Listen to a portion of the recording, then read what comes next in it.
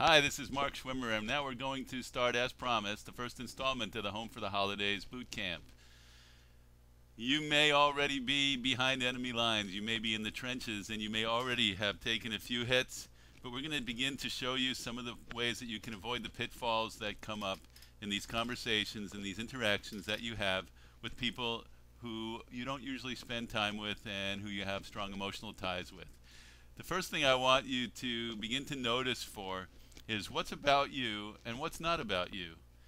I'd like you to imagine that you're in a room and there's a bunch of adults, and you may have been in a room like this before. There's a bunch of adults sitting around and having a conversation, and in the center of the room there might be a child that's somewhere between the age of 4 and 7 years old. They might be coloring, they might be playing with a toy, moving a truck around the floor, and they're in their own world.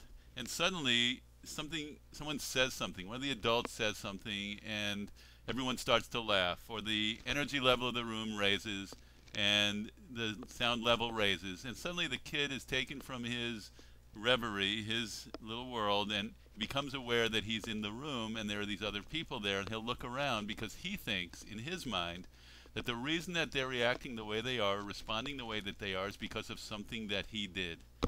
And this is something that's very, very typical of young children, is to make everything that happens about them.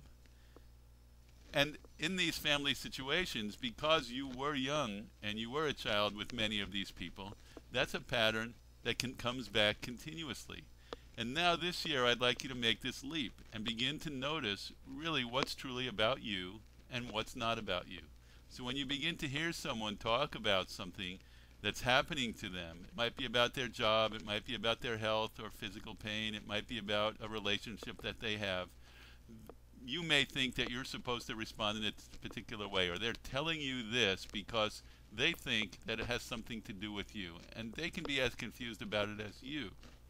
And what I'm suggesting is that you begin to realize that whatever they're saying, these particular situations are not about you.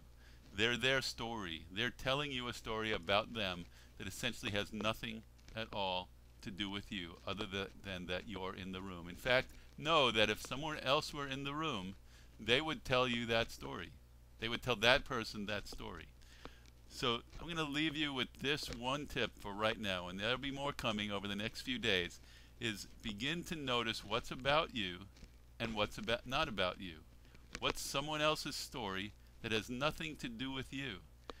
And you'll be able to then generate a realization that you needn't respond in any particular way. You needn't take ownership. You needn't take responsibility for the story that they're telling, because it has nothing to do with you.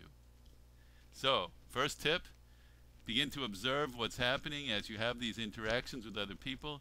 Take that step back and begin to notice what's about you and what's not about you. What's about you and what's about them.